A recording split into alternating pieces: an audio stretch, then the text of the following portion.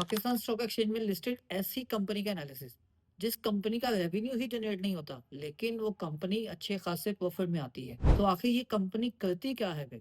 इस कंपनी के fundamental analysis इस कंपनी के बारे में क्या कहते हैं, इस कंपनी की स्टॉक की प्राइस अब अपनी फेयर वैल्यू पर है भी कि नहीं, इसकी रेशियोज इसके बारे में क्या कहती हैं, ये हम देखेंगे इस वीडियो में। अस्सलाम वालेकुम गाइस, मैं एचएम शुएब, आप देख रहे हैं बी1 बिलियनेयर यूट्यूब चैनल।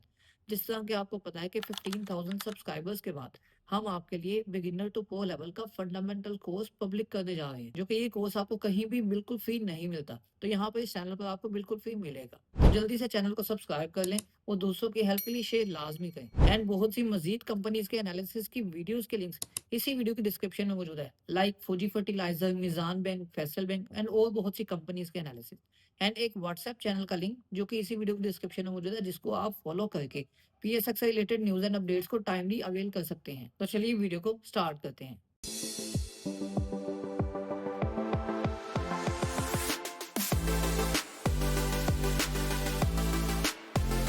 ये प्रॉफिट्स हमारे प्रीमियम ग्रुप के हैं, जिनमें आपको ये तमाम फैसिलिटीज मिलेंगी।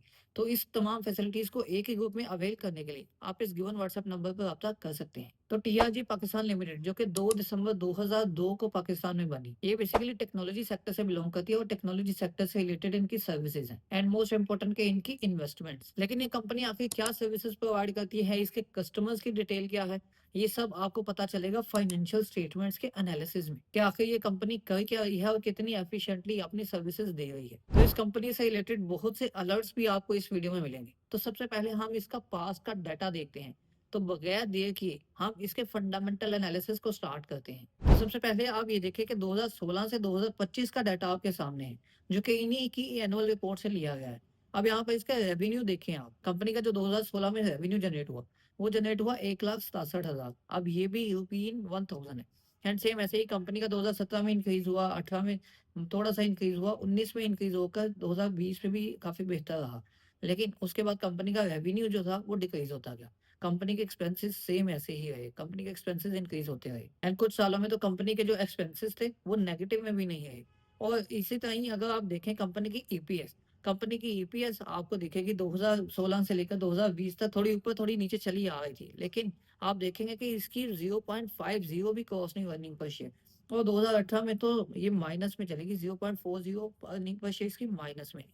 एंड सेम ऐसे ही जो कंपनी ने आउट क्लास परफॉर्म किया वो था 2021 का साल, जिसमें कंपनी ने अपना जो अर्निंग पर शेयर वो जनरेट की 47.0, जो कि इसकी हिस्ट्री में बहुत हाईएस्ट अर्निंग पर शेयर रही एक साल की, जो कि 2021 में जनरेट हुई थी। देन 2022, 23, 24 ही फिर कंपनी के बड़े बुरे साल गुजरे और 2024 तो बहुत ही बुरा गुजरा। उसके बाद 2025 में कंपनी के गेन रिकवरी देखी गई और कंपनी की जो ईपीएस 2025 की निकल कर आई वो 7.15 आई। अब ये कंपनी की आप अर्निंग पर शेयर पिछले 10 साल की देख रहे हैं, तो इस 10 साल के डाटे को देख के आप खुद भी जज कर सकते हैं कि ये कंपनी इस काबिल है कि नहीं कि हम इसमें थोड़ी कोई इन्वेस्टमेंट कर सकें। लेकिन यहाँ पर ये चीज़ आपने देखनी है कि इसमें कंपनी में कोई ऐसा आपको ग्रोथ नज़र नहीं आई पिछले 10 सालों में। अब सेम ऐसे ही आप इसके एसेट्स पर आ जाते हैं एंड कंपनी के जो करंट एसेट्स हैं, नॉन करंट एसेट्स देख लें, तो कंपनी के 2016 से 2025 में इंक्रीज हुए और अच्छे खासे इंक्रीज हुए। इवन के 2021 में कंपनी के नॉन करंट एसेट्स काफ़ी ज़्यादा थे, जिसमें कंपनी की ईपीएस 47.40 रही थी।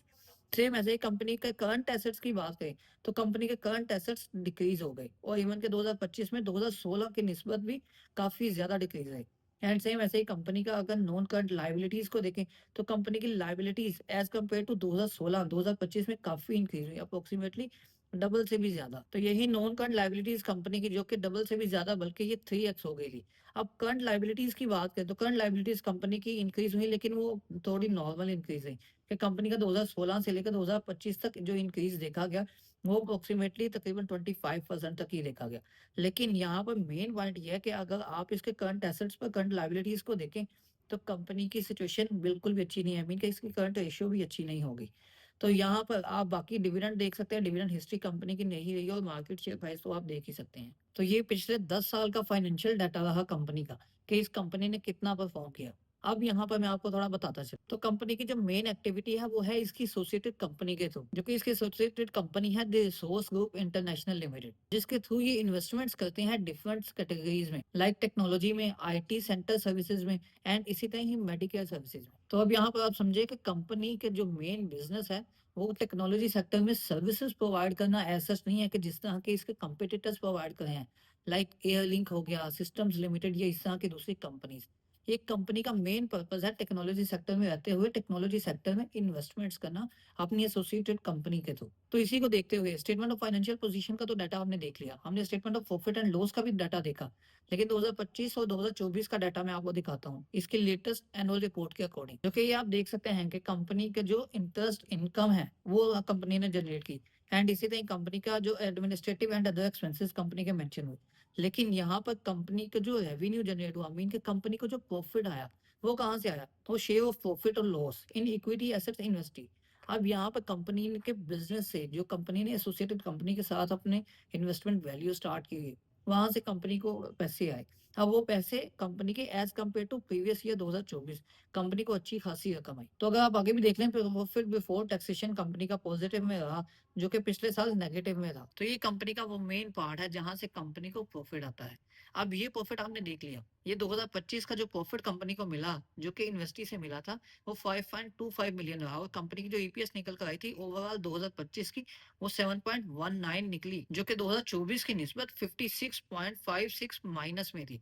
अब सेम ऐसे ही आपको थोड़ी सी और इंटरेस्ट दिखाता हूँ जिसकी वजह से ये टीआरजी पाकिस्तान अभी काफी ज्यादा वॉल्यूम्स भी देने लग गया है, काफी ज्यादा नजर में भी आ गया। अब ये statement of profit and loss आपके सामने है जो कि क्वार्टर वाइज स्टेटमेंट है। तो ये फर्स्ट क्वार्टर 2026 की स्टेटमेंट जिसमें कंपनी ने अपने जो अकाउंटेड इन्वेस्टी है वहां से जो कंपनी को पैसे आए वो 8.30 मिलियन रही। अब मतलब कि कंपनी को जो ओवरऑल पूरे 2025 के साल में जितने पैसे आए थे उससे ज्यादा सिर्फ फर्स्ट क्वार्टर 2026 में कंपनी को पैसे आ गए। एंड इसको देखते हुए कंपनी की जो ईपीएस निकल कर आई वो आई 12.59 रुपीज, मतलब कि कंपनी ने आउट क्लास परफॉर्म किया फर्स्ट क्वार्टर में ही। इवन के 2025 में कंपनी की जो अर्निंग पर शेयर थी वो जस्ट 7 थी। तो यहाँ पर कंपनी की सिर्फ फर्स्ट क्वार्टर की अर्निंग पर शेयर को अगर आप देख लें तो वो तो 12 से भी इंक्रीज कर गई। तो यहाँ पर इस टाइम पर ये स्टॉक अच्छा दिखा है, लेकिन चूंकि कंप्लीट एनालिसिस हमने किए हैं, बाकी एनालिसिस आपने खुद भी करने हैं कि आपने इसको किस टाइप में बाय करना है। आपने इन्वेस्टमेंट कॉल करनी है, स्विंग ट्रेड लेनी है या शॉर्ट ट्रेड या जिस तरह भी करना है, आपने खुद अपने बिहाफ पे अपने एनालिसिस के अकॉर्डिंग बाय करना है। ये कोई रिकमेंडेशन नहीं है। तो अब अगर हम कंपनी की थोड़ी सी फाइनेंशियल हेल्थ को मजीद देख लेते हैं, तो सबसे पहले आप देखें कि जिस तरह के मैंने आपको करंट रेशियो का कहा था, अगर करंट रेशियो को हम कंपेयर करें तो करंट रेशियो जो इसकी निकल कर आती है वो बेसिकली 0.03 है, जो कि बहुत मिनिमल मिनिमल नहीं बल्कि बहुत ही वही है। यहाँ पर अगर आप इसको सेक्टर वाइज भी कंपेयर करें तो सेक्टर वाइज भी ये अच्छी नहीं बल्कि बहुत बुरी रेशियो है, बहुत बुरे पॉइंट पर है ये। तो यहाँ पर कंपनी की जो प्राइस टू बुक रेशियो है वो कंपनी की 1.10 है, जो कि कंपनी की एज कम्पेयर टू सेक्टर कुछ बेहतर है, मतलब कि सेक्टर से कंपेयर करती है अच्छी है। तो अब यहाँ पर लाइबिलिटीज टू एसेट की परसेंटेज की रेशियो देखें तो वो भी कंपनी की कोई अच्छी नहीं है, वर्सेस सेक्टर भी देख ले तो ये कंपनी की बुरी ही है। एंड सोल्वेंसी रेशियो कंपनी की कुछ बेहतर है एज कम्पेयर टू सेक्टर। तो अगर हम 12 ट्रेलिंग मंथ्स का डाटा देखें तो 12 ट्रेलिंग मंथ्स में कंपनी की जो ईपीएस निकल कर आ रही है वो 15.37 है। तो इस टाइम पर कंपनी अप्रोक्सीमेटली 5 के आसपास पीई पर ट्रेड कर रही है। तो यहाँ पर अगर हम ईपीएस को भी देखें, बाकी रेशियोज को देखते हुए अगर कंपनी की फेयर वैल्यू को कैलकुलेट करें तो ये कंपनी का अप्रोक्सीमेटली 70-72 के आसपास इसकी फेयर वैल्यू बनती है। तो ये फेयर वैल्यू का मतलब ये बिल्कुल भी नहीं है कि यहाँ पर कंपनी के जस्ट एनालिसिस बेस आपको भी फेयर वैल्यू बताई गई है कि यहाँ से ऊंच नीच तो ऑब्वियसली हो ही सकती है, लेकिन फिर भी आपने इस सेंस में इस स्टॉक को बाय नहीं करना कि यहाँ पर फेयर वैल्यू है इस स्टॉक की। कंपनी ऊपर नीचे तो हो ही सकती है। तो जिस तरह कंपनी का 2026 का फर्स्ट क्वार्टर का डाटा काफी बेहतर रहा, तो सेम ऐसे ही नेक्स्ट क्वार्टर्स में भी काफी बेहतरी की उम्मीद है। तो यहाँ पर इस साल में 2026 में कंपनी में थोड़ी पॉजिटिविटी की उम्मीद है और पॉजिटिविटी नजर आती है, जो कि फ्यूचर में आपको भी मजीद नजर आएगी स्टॉक की प्राइस में भी एंड स्टॉक में भी। बट यहाँ पर एक चीज जो कि मैं आपको क्लियर करता चलूँ, जो कि टीआरजी को जिसने बहुत बुरे से इफेक्ट किया हुआ था, जो कि थी इसकी होल्डिंग, जो कि आपको पता होगा कि 2025 के स्टार्ट से ही ये कंपनी काफी ज्यादा फेस कर रही थी अपने स्टे ऑर्डर्स के। कंपनी के अंदर इन्वेस्टर्स ने हाई कोर्ट में काफी ज्यादा पिटीशन वगैरह, ये काफी मामला के इस कंपनी के चले, स्टे ऑर्डर्स भी कंपनी के आए। अब यहाँ पर कंपनी के जो स्टेक होल्डर हैं, जो कंपनी के मेजर स्टेक्स हैं, वो कंपनी अपने जो दूसरी कंपनी है उस पर जा रहे हैं, लेकिन ये फिर भी अगर सुप्रीम कोर्ट में जाती है बात या वहाँ पे काम खराब होता है, देन फिर भी ये स्टॉक में काफ़ी इफ़ेक्ट आ सकता है। तो यहाँ पर भी ये सब चीज़ों को भी देखते हुए आप कंपनी में फर्दर एनालिसिस करके अपने डिसीजन ले सकते हैं। लेकिन जब तक मेरे ख्याल में ये चीज़ फाइनल ना हो कंपनी की, तो यहाँ पर कंपनी कोई अच्छी सिचुएशन में नहीं आ सकती। जिस तरह के इस कंपनी के एनालिसिस बताते हैं। तो आपकी इस कंपनी के बारे में क्या राय है? आप अपनी राय कमेंट सेक्शन में लाज़मी दें। वीडियो कैसी लगी? वीडियो को लाइक और दोस्तों की हेल्प के लिए शेयर लाज़मी करें। मज़ीद ऐसी वीडियोज़ को देखने के लिए इस चैनल को सब्सक्राइब करें।